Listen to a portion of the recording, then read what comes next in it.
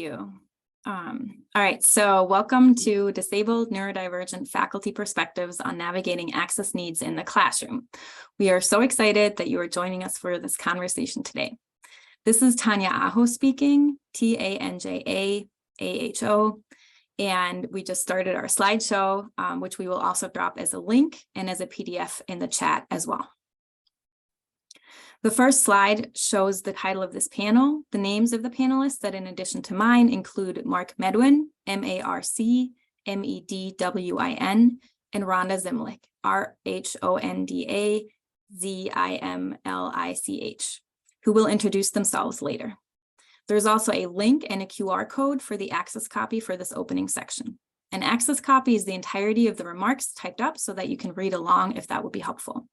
The QR code allows you to easily pull up the access copy on another device. So before we get started, let me give you a quick rundown of today's events, which is our second slide. I will open with a few comments on access and a land acknowledgement, after which we will move into panelist remarks. Each panelist will introduce themselves. After our opening remarks, we have reserved a good half hour for discussion and Q&A. We invite you into that conversation and hope you will contribute ideas or questions. We encourage you throughout the next 75 minutes to submit questions and ideas through the chat or directly through our Google Doc, which we will drop in the chat now. You can also voice your thoughts during the Q&A. Please feel free to message me at any time during the panel for assistance or concerns or to submit further questions for the Q&A. In order to make this space as accessible as possible for everyone here today, we encourage you to do the following things, which are listed on the third slide.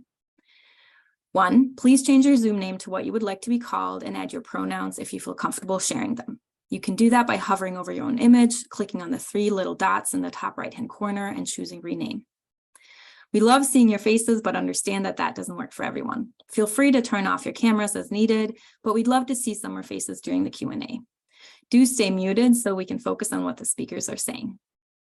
3, we will try to speak slowly and spell unfamiliar names and concepts. 4, feel free to come and go as you need. Feel free to knit, stim, flap your hands, rock, lay on the floor, cuddle a pet, or use the space in any way that makes it more comfortable for you.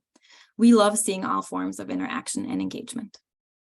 5, as mentioned before, captions are enabled, which means you can turn them on or off by hovering over the bottom bar of your Zoom screen and clicking either the CC symbol or where it says live transcript or captions. You can also change the font size of the captions and pull up the full transcript that way. So, while we are gathering in a virtual space today, American University, our host institution, sits on stolen Native land. I want to thank the student advocates for Native communities for the following land acknowledgement, which is our 4th slide. At the confluence of the Anacostia and Potomac rivers lie the traditional lands of the Piscataway and Nacotchtank Anacostan peoples in what is today known as Washington, D.C. American University sits within those lands, lands that were taken from the Piscataway and Nacotchtank Anacostan peoples by the colonial powers of the 17th century via conflict and a string of broken treaties and promises. Today, we highlight those failed promises while also gratefully acknowledging the resilient and steadfast Piscataway and Nacotchtank Anacostan peoples as the original stewards of their ancestral homelands on which we gather, and the diverse and vibrant Indigenous communities who make their home here today. With this acknowledgement, we commit to working to dismantle the ongoing legacies of settler colonialism. One way in which you can commit to working on this is by paying your rent or land tax. We are dropping a Google Doc in the chat right now where you can support local Native nations. Support the land back movement, pay rent to the Native nations whose lands you live on, and support the work of Native people everywhere. I hope you will join me in making a donation today.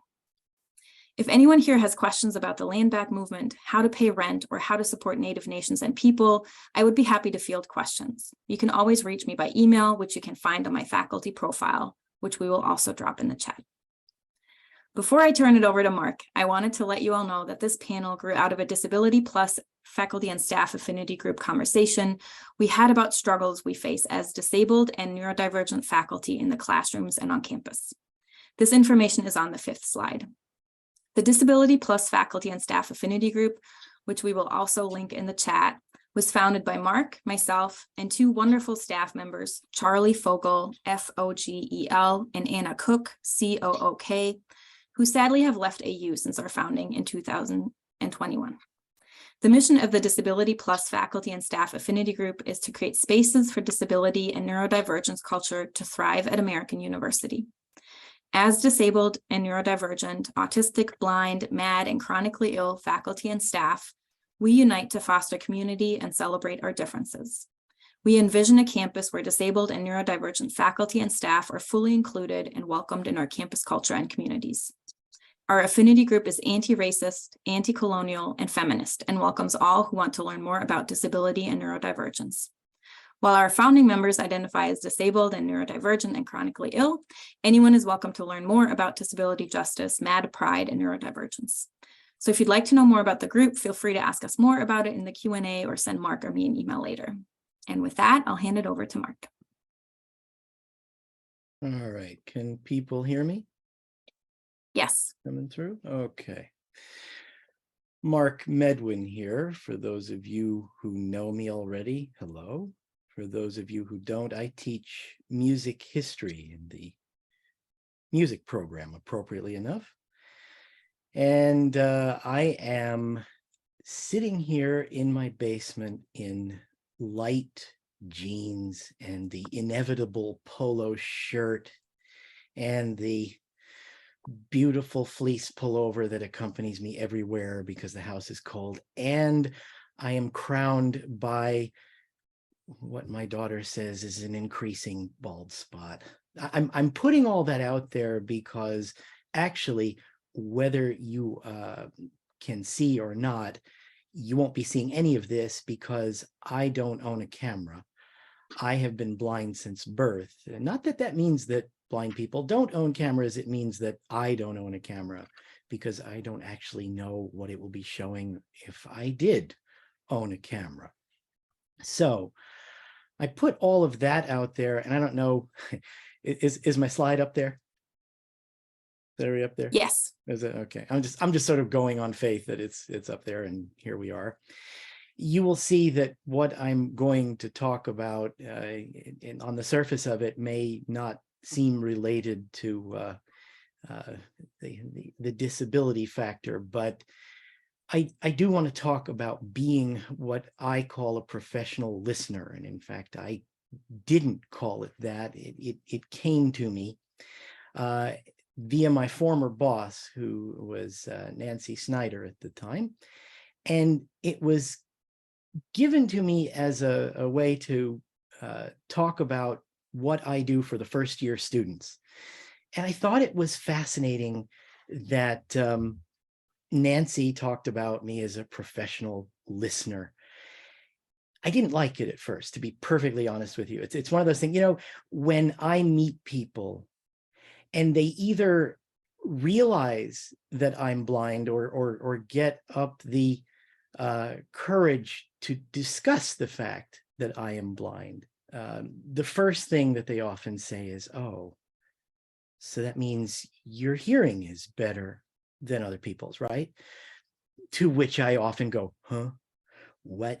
And it amuses me to do so to this day. But what it really does, you know, beneath the amusement, is sort of isolate me in a way that is in some ways very similar to how I have felt in the classroom quite often as a person who sort of sits up in the front of the room and can't see.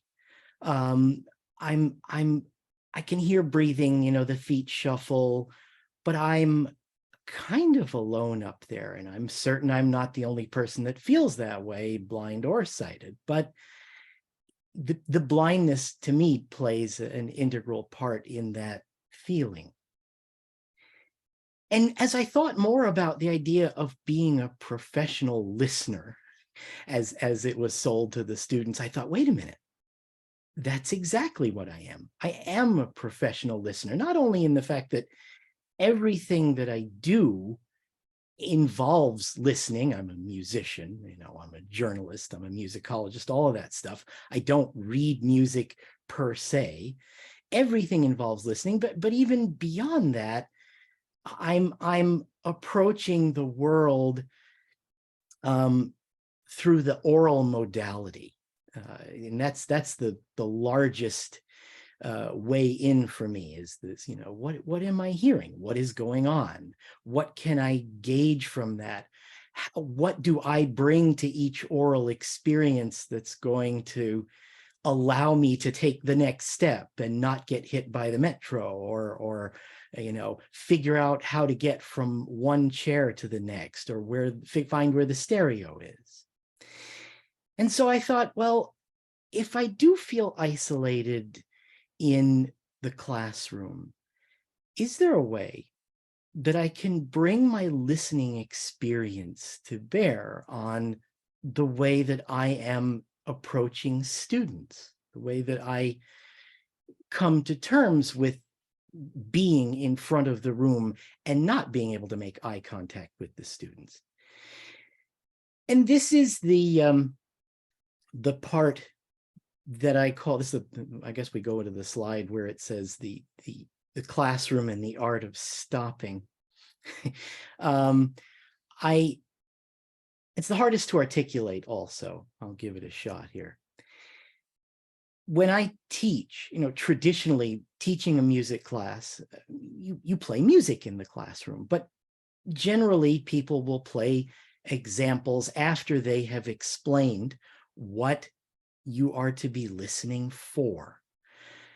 This idea of being a listener and of using listening as primary modality has led me to approach it a little bit differently. What I do now more and more is I play a very small excerpt of something and I don't explain it first, or maybe I will give the bare minimum of information that we would need, and then I play it, and then I stop. And it irritates the students because often I'm stopping in the middle of their favorite songs and carving them up in really perverse ways. But then I ask them to tell me what they hear. What is it that stands out to them? It's maybe similar to the kind of detail and focus that a meditator uses, just in these moments of pausing and actually coming to terms with exactly what is going on in the environment, and of course, sonically speaking. What this does is that it allows me to connect with the students via dialogue. It isn't so much that I'm trying to teach something anymore. It isn't so much that, these boxes that we put ourselves in. You're blind, so you should be a good listener, says that blind people do things one way. The listeners do things one way, and people who don't do them in that way must not be listeners. I'm trying to get rid of those boundaries via listening. I'll give you an example. The kinds of things that I talk to the students about, or that we talk about in dialogue, could be something as simple as I might play a trumpet player who is actually playing the trumpet so it sounds more like a flute. Now, I know that that is probably what a student or two will hear. But even if they don't hear it, they may very well bring to the table transcultural experiences, geographical experiences, experiences as a musician, even possibly saying, well, I don't know what that sound is, but I can describe it this way. And even something that small, a detail of timbre, the color of a sound, will open up the dialogue to human experience. And ultimately, I think that's what I'm trying to get to. Another example, and one that I think is much more sort of pertinent to the fundamental idea that I'm getting to, is that if you slow pitch down, that is, if you drop pitch by however many octaves you choose to drop it, you actually don't hear pitch anymore, you hear pulse. And that has turned out to be one of my favorites to bring into the classroom, because then that opens up the question of, well, do these concepts really exist? Is there such a thing as pitch? Is pulse the same thing as pitch? And if that's the case, what else have we been taught that doesn't really exist when you get down to fundamentals, right?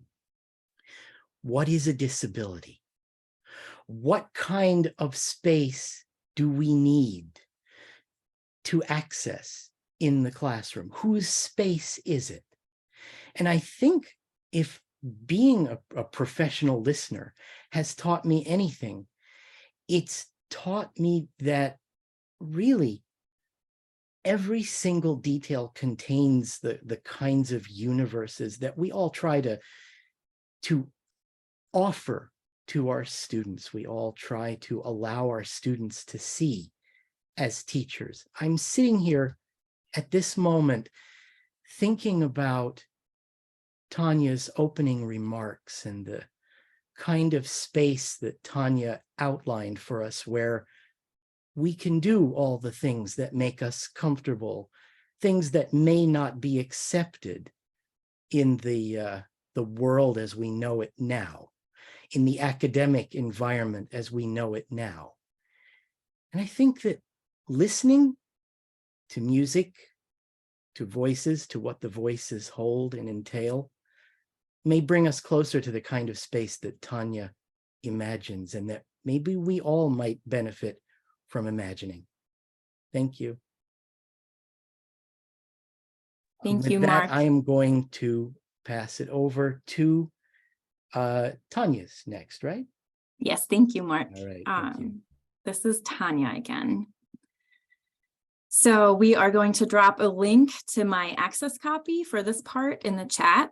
An access copy, as a reminder, is the entirety of the remarks typed up so that you can read along if that would be helpful. On this slide, you can see my name, Tanya Aho, T-A-N-J-A-A-H-O, my email address, aho@american.edu, and my affiliation, the Department of Critical Race, Gender, and Culture Studies, as well as the link and QR code to my access copy. I am a white, middle-aged person with short curly hair, and I'm wearing a blue sweater, and I'm sitting at my desk in my office in scan 162. That's the Sports Center Annex. In the background, you can see framed posters on the wall and part of a bookshelf. You might also notice that the overhead lights are off, and that instead I use floor and table lamps that give off softer light. I'm not wearing a mask since I'm alone in my office, but the session and, for example, my office hours are online because it allows everyone to safely interact. If you wanted to find me in person, you might have a hard time. Let me show you this new campus map of accessible paths, which is the next slide. The dark blue buildings are barrier-free, of which there are about 20 to 26, depending on how you count interconnected buildings. But buildings with some access barriers or buildings that are not accessible at all are East Quad Building, Hearst, Asbury, Osborne, McCabe, Gray, Roper, Clark, Watkins, Hamilton, Jack Child, Rockwood, the Media Production Center, the President's Office, and the Child Development Center. On the map, accessible paths are marked with red dotted lines that show that most buildings can be reached through accessible paths somehow, even though it oftentimes means taking significant detours, but some buildings, such as mine, Scan, cannot be reached through accessible paths at all. To find my office, you would have to venture from the quad past the sports center, either looping far around the dorms and moving in the street, down a very steep hill through the amphitheater, or down several flights of stairs right next to the arena, or around the other side again, down a steep incline, moving in the road. There is no accessible way to get to Scan or my office. As I mentioned earlier, I'm a professorial lecturer in American Studies in the Department of Critical Race, Gender, and Culture Studies, where I teach the two core courses of the Disability Health and Body Certificate, as well as other classes in American Studies and Women's Gender and Sexuality Studies. This information is on the next slide, and we are also going to drop the link to the certificate in the chat. I'm also one of the co-founders of the Disability Plus Faculty and Staff Affinity Group, which we will also link in the chat. Today, I want to share a little bit of my own lived experience in the hopes that it will help other faculty and staff who are disabled or neurodivergent. This information is on the next slide. I will be discussing my lived experience, which includes brief mentions of what we label mental illness, including CPTSD, flashbacks, and triggers. Please be gentle with yourselves if this might be hard for you, and feel free to mute me or zone out during that section or leave and return in 10 minutes when I am done talking. I identify as queer, genderqueer, and neuroqueer, but that word doesn't necessarily mean a lot to many folks because it is so new. You might traditionally describe me as autistic and having depression, anxiety, and CPTSD. While labels can sometimes be helpful, they can also be reductive and harmful, which is why instead of talking about labels, I want to talk with you about my experiences. I make sure my students know that I'm neurodivergent, and depending on the classroom atmosphere, I am sometimes very frank about my lived experience, and sometimes I am more cautious. However, since I know how much it means to disabled and neurodivergent students to see that they are not alone and that they too could become professors, I usually try to overcome my fear of sharing too much personal information and try to open up to my students. As someone who's autistic, I have particular access needs. And these access needs are particularly mine because every autistic person is different. They include needing more gentle lighting that allows my brain to function well, which very few classrooms offer. It means needing spaces with little to no background noises, or of course being able to wear noise-canceling headphones, but that's not an option when I'm teaching. It means using a blue light filter on my laptop that coincidentally significantly reduces the glare on the projectors that can be really hard for students as well. It also means I need breaks to be actual rest breaks for my brain and not ongoing conversations with my most invested students. I also need that time to find an all-gender restroom, which might not always be close by. None of these access needs usually clash with students' access needs, and if anything, help them have a better classroom experience too. This next part is harder for me to talk about because it goes against the demands of grind culture and the toxic investment in perfectionism, commitment, and dedication in academia. So I hope you can be gentle with what I am about to share. If you need to step away, this would be a good time and you could return in about 2 minutes. This is on the next slide. Sometimes I have rough days and might not be able to grade as quickly as I usually do, or I can't respond to emails. Very rarely, I can't make it to campus. If something comes up that triggers flashbacks, I might need a few minutes to regroup. Many of our students struggle with depression and anxiety, and this has only gotten worse, way worse during the pandemic, as I'm sure you all know. Autistic students oftentimes have depression or anxiety or both, partly as a result of the way in which our society harms autistic people and ignores our needs. Disabled people are much more likely than any other group to be survivors of sexual and physical violence. All of this means that my students, just like me, oftentimes struggle in ways we don't make space for in the classroom. My students appreciate my candor when I am struggling, and I return their understanding when they struggle. Everyone benefits.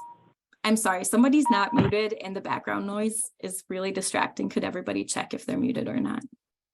Thank you. Okay. All of this means that my students, just like me, oftentimes struggle in ways we don't make space for in the classroom. My students appreciate my candor when I am struggling, and I return their understanding when they struggle. Everyone benefits from content disclaimers. I usually do not show triggering materials in class because I know the horror of being stuck in your seat and having to suppress or hide a flashback from your classmates, or stumbling out of the room to cry in the bathroom and then have to return eventually to pick up your belongings. I discuss this with my students too and outline why even their detailed descriptions of incidents could be very hard for someone to process, which is why we stick to the content of our readings so that everyone knows what they're in for when they enter the classroom. My own lived experience has made me more aware of some access barriers that students might be facing, but I have had to learn about many others from colleagues and friends. On my last slide, I have listed some best practices that I follow when I try to create access for myself and my students in the classroom. The first one is a tongue-in-cheek play on my name, Be Accepting, Honest, and Open, which you could abbreviate to AHO. This means I try to be radically honest with my students and encourage them to do the same. I try to model not just acceptance of disability and difference, but try to show how much we can all thrive together. I try to always be kind and understanding. I picture myself in the student's position. What if I had a breakdown, couldn't get out of bed for a week, and now had to ask my professor for an extension? How would that feel if I knew I could be totally honest instead of having to make up an excuse? What would that do to my commitment to the class? How would it change my relationship to my professor? Honesty creates trust, and trust creates dedication. Most of my students show up on the last day of class, even though I have no attendance requirements and even though that last session does not help them with their final project, but simply because we have grown a strong bond over the semester. And those who cannot make it on the last day, email me why and tell me honestly what is going on. Students have gotten so invested in my classes that they've asked me to run a book club during breaks because they miss the community of our classrooms. I know that because I care, they care as much as they can. And I do not take it personally when they cannot. My second best practice is about the assumptions we make about our students or colleagues, really. A few years ago, I read a piece that I can no longer locate, but it argued that we should challenge the basic assumption that people are lazy. What if, instead of thinking of people as lazy, we thought of why some people cannot perform at a level we want them to? This would create not only more empathy, but it would also make us question why we are so invested in particular performances of mastery. Does it really matter if the student knows the contents of the first third of the class by Monday or Friday? Does it really matter if they submit their paper a week or 3 weeks after the semester ends? We all know the science that if you are cramming for an exam, you will forget almost everything as soon as it is not needed anymore. That is why I build my classes around long-term retention. Shifting away from a short-term focus on immediate performance allows me to be more generous and understanding with my students. Is my kindness sometimes exploited by students who we think don't need flexible deadlines? Maybe.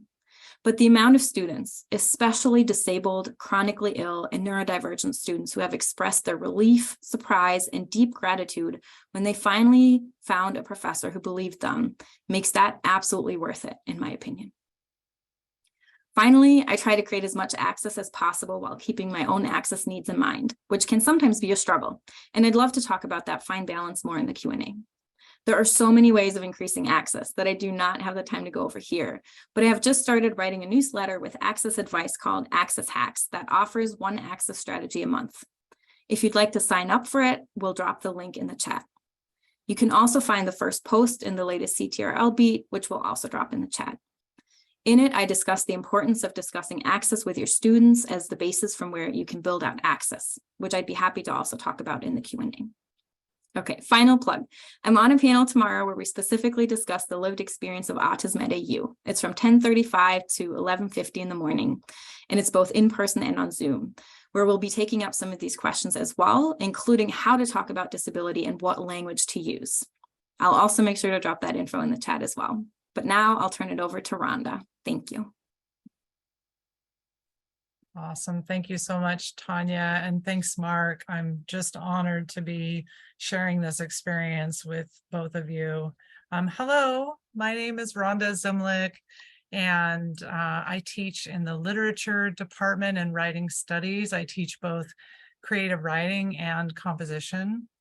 My pronouns are she, her, and I'm wearing a blue sweater, clear-rimmed glasses today. And I'm speaking to you from my home. And the backdrop of my video includes a lot of books and some paintings I did with my kiddos over the years. I want to talk a little bit about navigating the process of filing for an accommodation if you're a staff member or a faculty member of American University. I also have an access document for this talk that I think Tanya's going to drop in the chat for me. I have a few slides to share with you to help navigate the process. This information is based on my own recent experience, and it might have been updated since I filed for accommodation at American University a little over a year ago was when I began the process.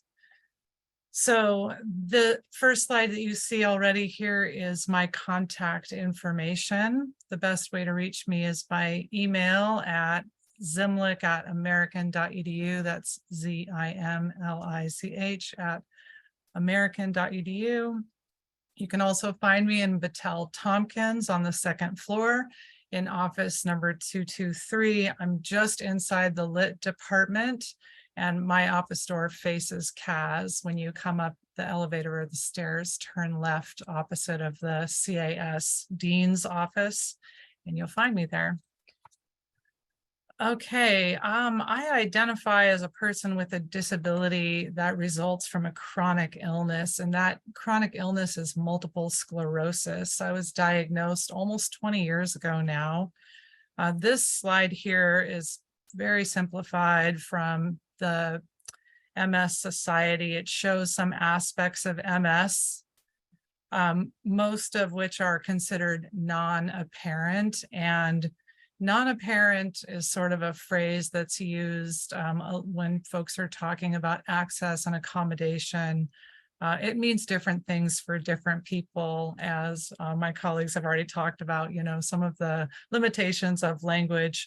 But it's interesting to note that people with MS, including myself, have experienced chronic pain, fatigue, mobility impairment, numbness, cognitive disruption, vision and hearing interruption, and a whole lot more.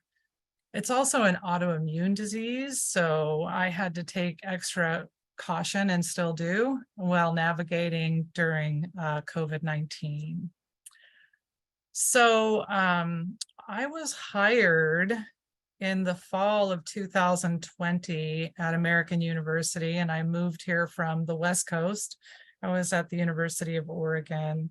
I didn't request accommodation or access right away because we were teaching on Zoom, and I wasn't even really sure what my office space looked like or where it would be located, so I didn't know what my needs were.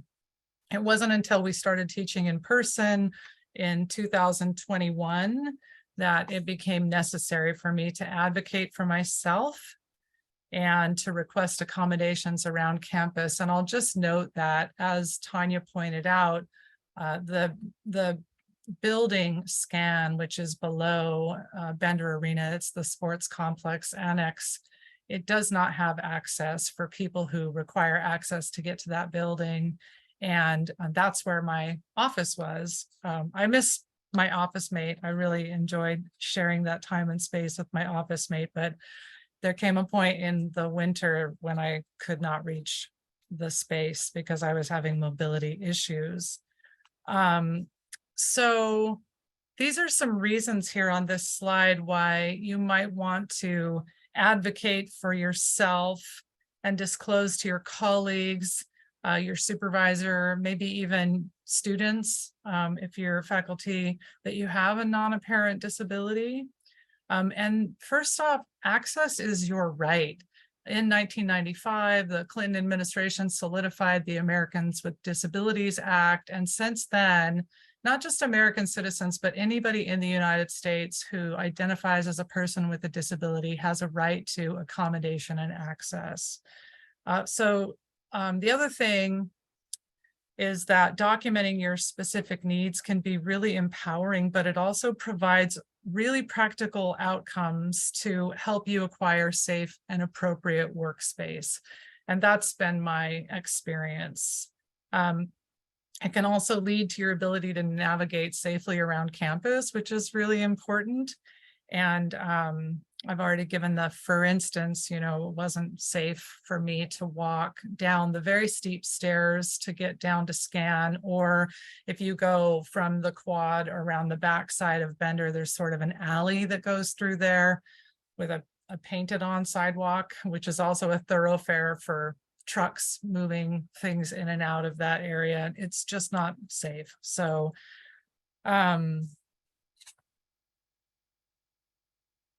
So once I started teaching in person, another thing that happened was I also had a flare up with my MS. I had an exacerbation that affected my mobility, and that therefore made it necessary for me to apply to have some accommodations. I had to relocate, basically.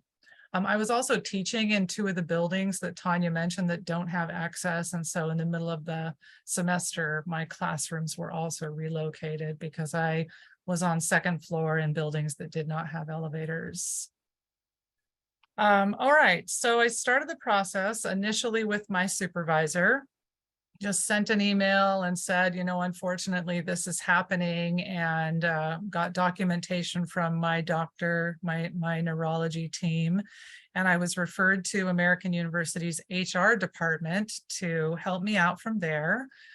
So on this slide, I give some contact information for HR and also the AED advocates at Prudential.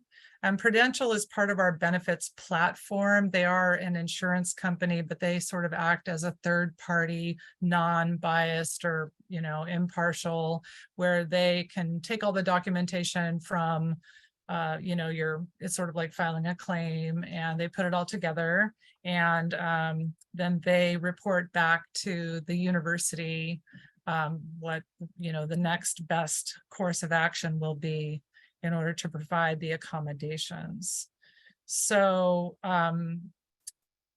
the person that I worked with in our HR department is Victoria Brown Moore, and I did pop her email address in there again, but I'll say I worked with Victoria last year. So again, I just start with your supervisor if you want to or need to claim for file for a claim for accommodation.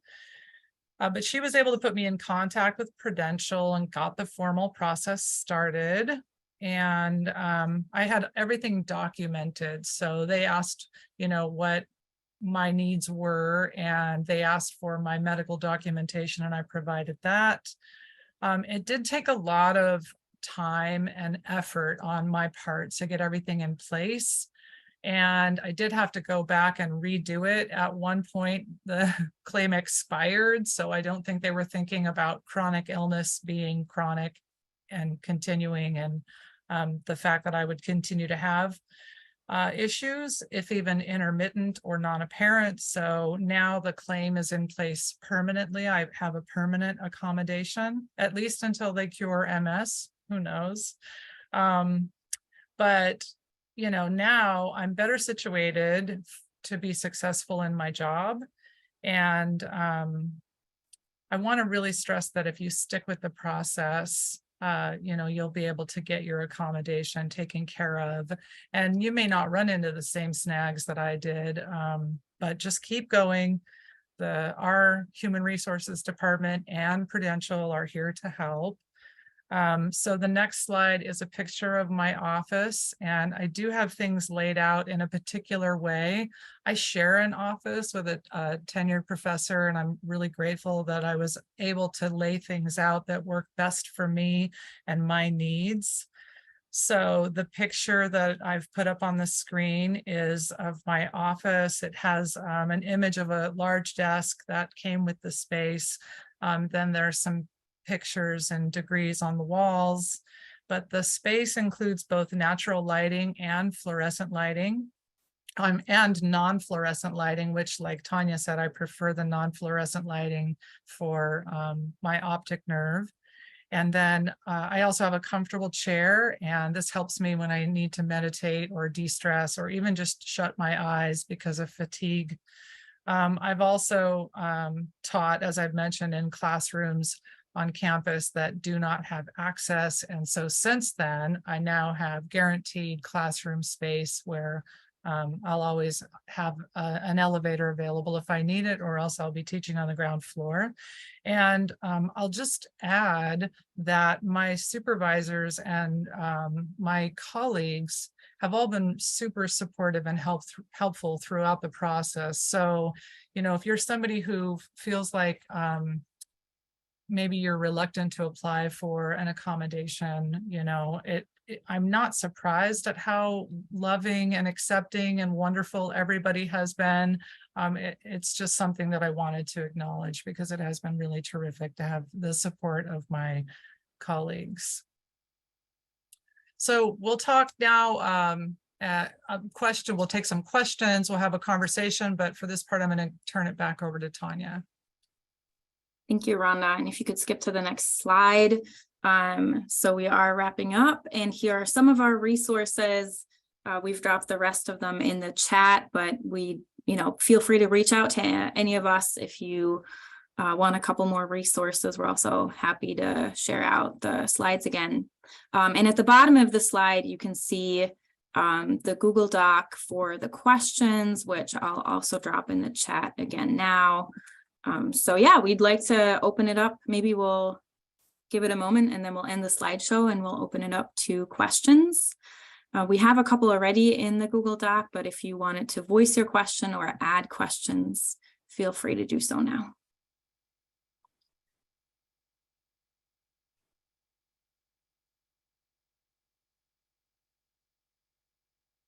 Okay, there are no verbal questions right now, so I'll start maybe with the ones in the Google Doc. And I'll pose these questions to Mark and Rhonda and myself, of course. So the first question is about doing access in the classroom, right? How do you do it? Is there a right way? What is the right way? And then what if somebody has access needs that clash with somebody else's? To either if you want to speak to that.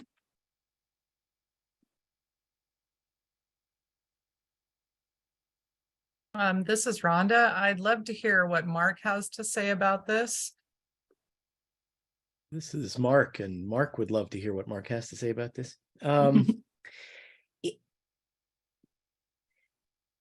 I suppose the thing that comes to mind first is maybe things like written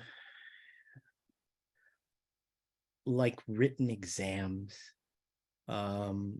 Maybe that's the only thing that I'm thinking of at the moment is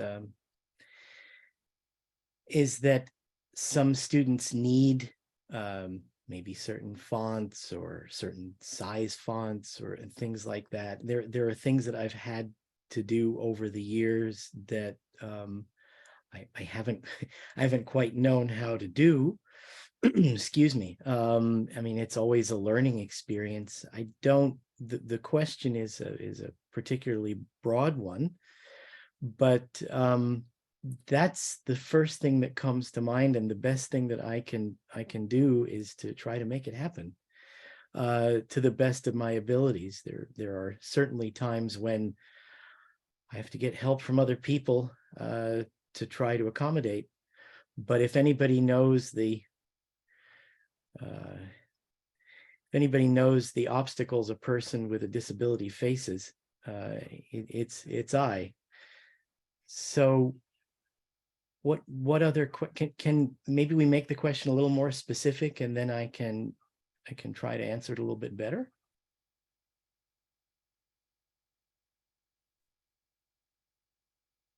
This is Tanya. Yeah, I don't know what the the person who posed the question, the Google Doc, was thinking of, but I can think of some examples in my classrooms where, for example, I and many of my neurodivergent students prefer to have the lights lower in the classroom, and there are some classrooms where you don't just have the on-off switch, but you can actually dim the lights. But then some students, if they, if they have certain vision impairments or other reasons why they need the lights to be up higher, right, might need very bright lights. And so in that particular circumstance, I think the most basic premise of providing access is really clear. It needs to be a conversation, right? The same goes for flexible deadlines. I like to provide flexible deadlines to my students whenever they need them, but sometimes I have my own, life and reasons. I have deadlines that AU gives me at the end of the semester. I can only be so flexible because they force me to turn things in 72 hours after the final exam date, for example, where I just can't be that flexible. I can give a student an incomplete, but not all students can take incompletes based on their financial aid status. So in some circumstances, I am limited by how much flexibility I can provide, right? And so to me, opposing access needs show that there's always a need for a conversation, right? First and foremost. And that's what I try to get my students to understand. Every class, I start every class, no matter what the class is on, the first class session is dedicated to disability and access, because a lot of students don't realize that they actually qualify for accommodations. Some students are really scared or intimidated by the process. Some might not be able to afford it, right? And I know the folks at ASAC work so hard to make, all of the accommodations happen as quickly as possible, but sometimes there's a time lag. And, if the student doesn't do it in advance, doesn't have the knowledge, right? There's all kinds of reasons. And so I try to provide my students with as much access as possible, whether or not they have an accommodations letter. But that means they have to have a conversation with me, right? And that means they have to actually understand themselves and what their needs are. And so I like starting off my classes with that conversation because it just opens up that communal process of creating access together in the classroom. And then I think I also wanted to repeat what Mark just said about it being a learning process, right? Because I think a lot of us are afraid that we don't really know how to do access and we don't really know how to, provide more than just basic accommodations. And it seems like a very intimidating process. And especially for folks who don't have the lived experience of disability or neurodivergence or chronic illness, they might feel like they are just not informed enough. And all of us have more to learn, right? And oftentimes I too, just like Mark said, encounter an access need that I don't know right away how to fulfill it, right? And so then I need to research, I need to brainstorm with the student, I need to reach out to other people with that lived experience. And it's a process, but it's a reciprocal process, it's a communal process. And I think as long as it is that conversation and process with the student, you are doing something really great, even if you can't fulfill all of the access needs, right? Because it shows the student or colleague or whoever it is, right, that their access needs are important, that you want to honor them as much as possible, and that it needs to be something that is done together. This is Mark Medwin. Can I piggyback, Tanya, on what you just said a little bit? Is that okay? Yes, go ahead. So there's one thing in particular, and you pointed out the deadline, 72 hours after a final exam.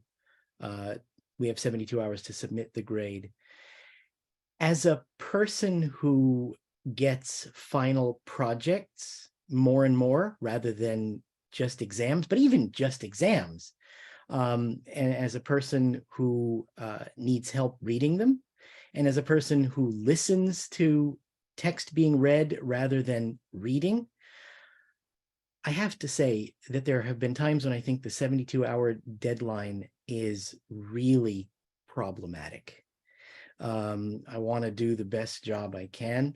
I also want to be able to meet some of the concerns that Tanya was pointing out that certain students have. Maybe there is a delay in turning papers in for whatever reason. Maybe that happens. I just wonder how feasible the 72-hour deadline really is, and I wanted to underscore that.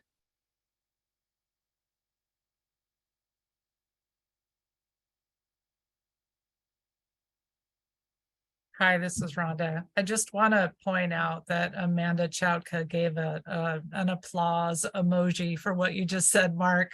And I'll also add to this part of the conversation that especially if I'm experiencing any kind of a cognitive disruption, that 72 hours is not conducive to me being useful to my students, being useful to my fellows, being useful to myself.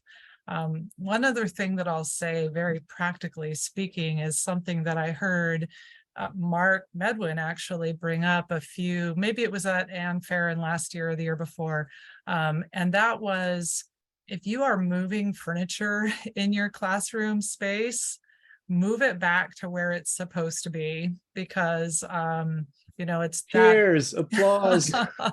But I've been so conscious of that ever since, I heard that. I thought, certainly the next people that are coming in here, they have their own way that they're going to be using the space. There's lots of reasons to put things back the way that we find them, for many, many different reasons. So I just wanted to throw that out as part of the conversation too. Donna. Yeah, I just wanted to sort of chime in about the 72 hours, although I'm in a really nice situation because I do math and statistics, and it's not like reading papers at all. You can whiz through those really fast. It's completely different. But for example, we have a lot of situations where people are teaching 2 sections of the same class, and they'll have one exam on Monday and another exam on Friday. And they have always just interpreted that as saying, you know what, I'll turn them 72 hours after my second exam. Just FYI, nobody's given us any pushback for that, because sometimes you want to compare both sections before you finalize all the grades. And the other thing I wanted to point out is the way the grading system is now, and I just double checked this at the end of last semester, you can turn in part of the grades and not the other. So what I would honestly recommend is if you have a senior who needs those grades to graduate, I would prioritize those and submit them on time and just leave the others till you get around to it, because there's literally nothing they can do. They can't force you to turn them in sooner. And they're really mostly, as far as I understand, they want to make sure the seniors are taken care of. So I would just keep your seniors in mind. But after the seniors are taken care of, I would just take a breath and get them in when you can. That's my advice. Thank you, Donna. Yeah, that's really helpful. I also know anecdotally that I have a lot of colleagues who do not respect the 72-hour deadline at all, and they've never even gotten an email or notification about it.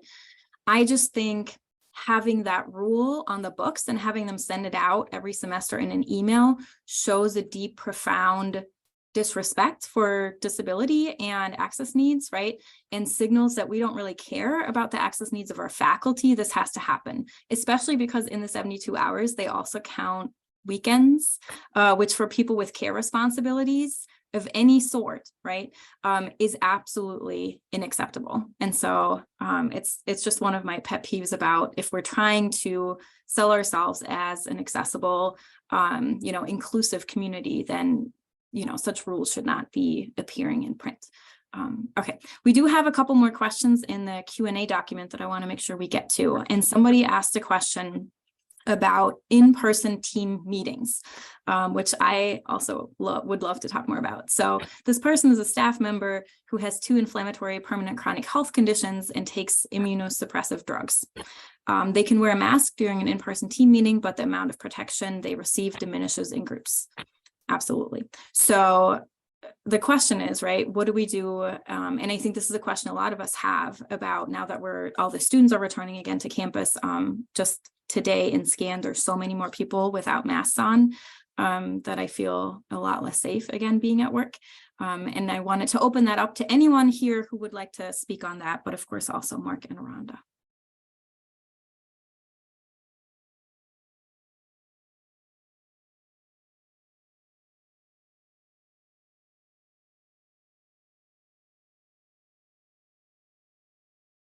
This is Rhonda. I was waiting to see if anybody would jump in from the floor, but I will say that I do prefer to stay masked in our department meetings and in smaller team meetings as well.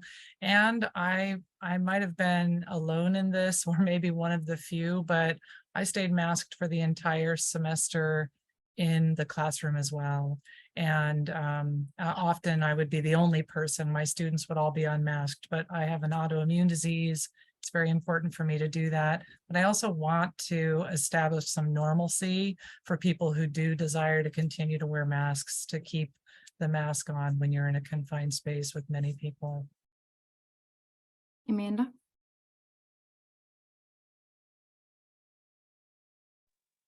Sorry, I'm using the iPad and I'm less used to using it.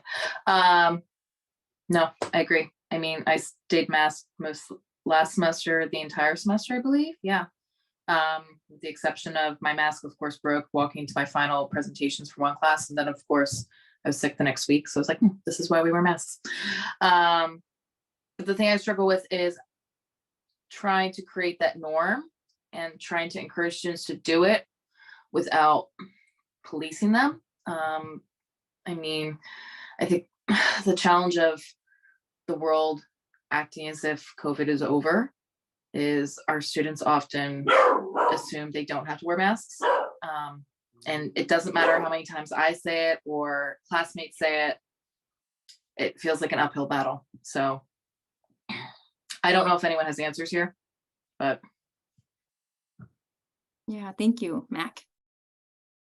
Hey folks, my name is Matt Crate. I use they, them pronouns, and I am a white non-binary person with greenish hair that you can't see super well, and there are some books behind me in my picture. And I just wanted to note, so I'll say one thing. So I am I'm a virologist by training, so my PhD is in virology, and I will try to help a little bit in that masks are extremely valuable and useful, even if you are the only person in the room in a mask. Especially when you're wearing like KN95 or an N95, any of those high quality masks are extremely effective if you wear it properly, keep it on your face, you know, wash your hands if you need to take it off, things like that. They're super, super effective. That being said, to that question about the in-person staff meetings, there is the possibility of getting accommodations related to in-person meetings and in-person things. So that's a possibility for you.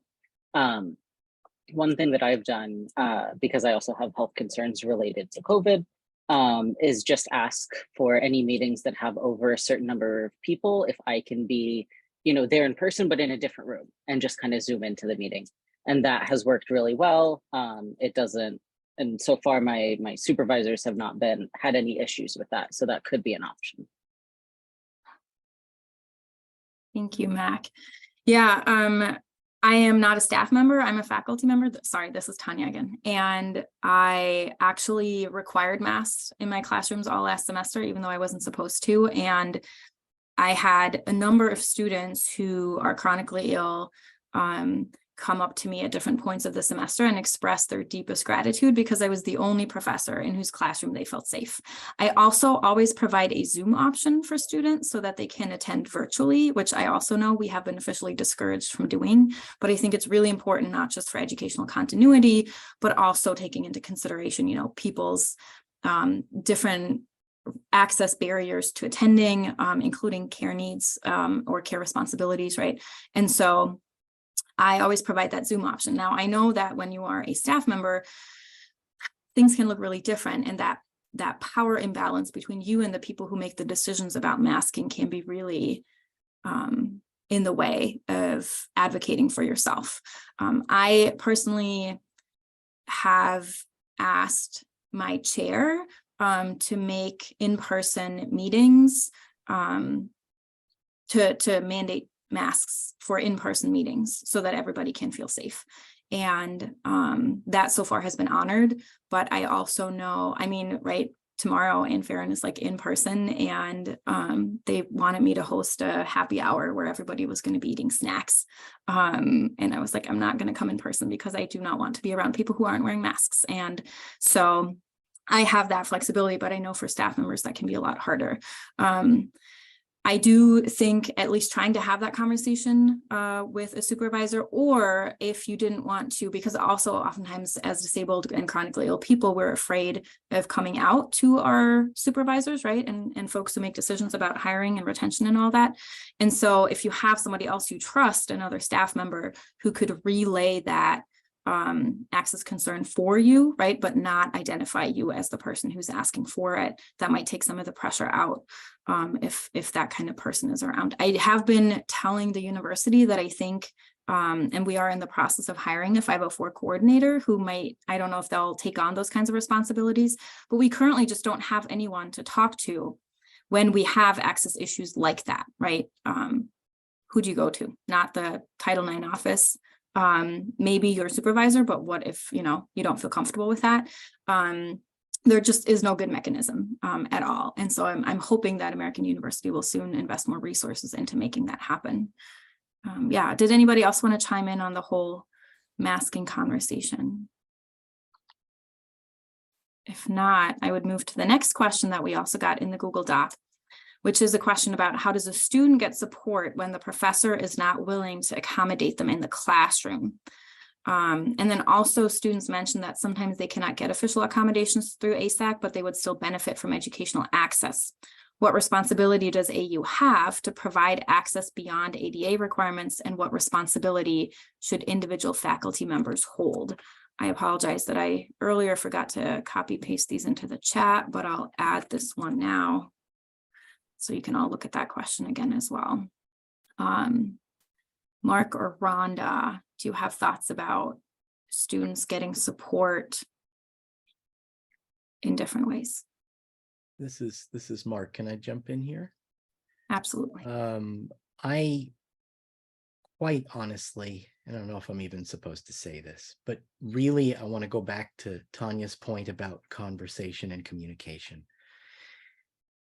I am willing to do a lot if a student actually communicates with me.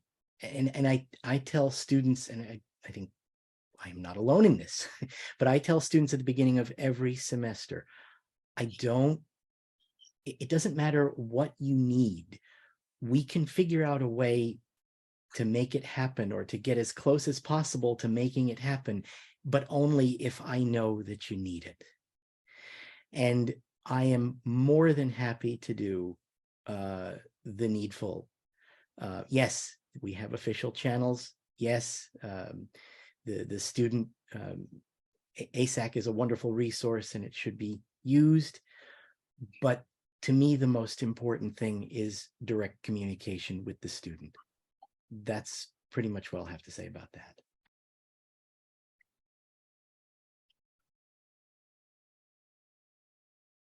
This is Rhonda, and I'll just add that when I introduce the course and we go through the syllabus together, I do I disclose to students my identity, as a person with a disability, and I tell them about ASAC. I do have a slide in my introduction course, my introduction class, telling them about some of the resources available to them, but I also ask students to meet with me, either come to my office hours, send me an email, but I want them to convey to me what their needs are.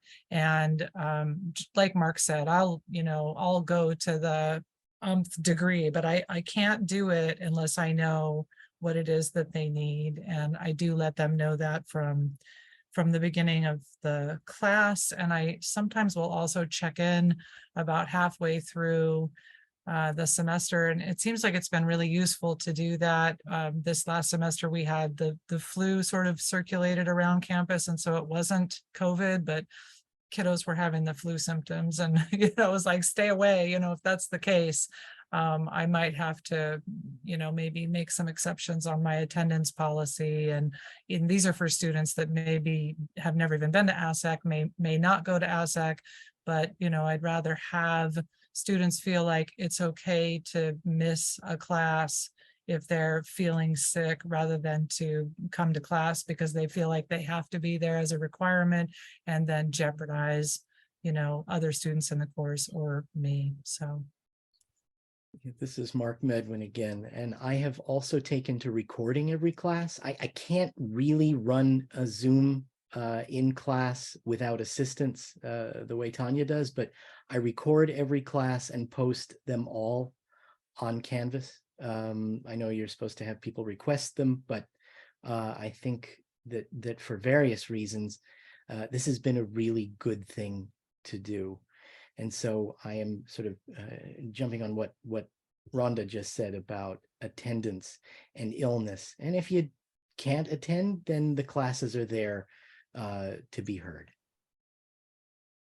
Yeah, thanks, Mark and Rhonda. I definitely agree with that. I also wanted to point out, and I know there's a couple people from ASAC on the call, so they can correct me if I'm wrong, but my understanding is if a professor is not willing to provide the accommodations that they officially get through their ASAC accommodations, then they can turn back to ASAC and they will have a conversation with the professor to make sure that those accommodations are honored, because I know it's really important, right, that we at least do that bare minimum of providing that type of accommodations that students officially get.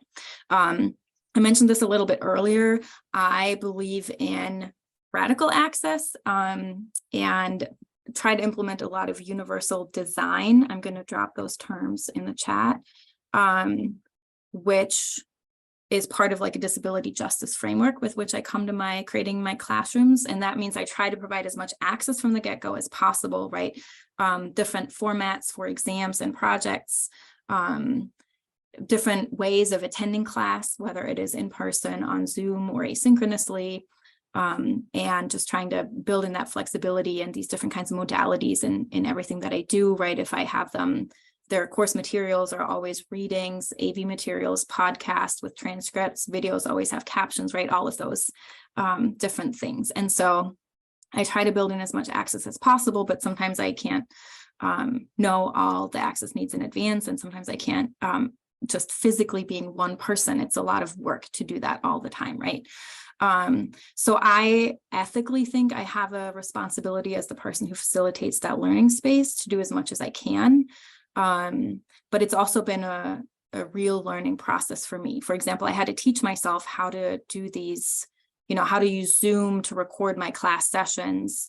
And I ended up reaching out. This goes to another question that's in the Google Doc about, what if I just don't have the skills? What if I don't know how to do it?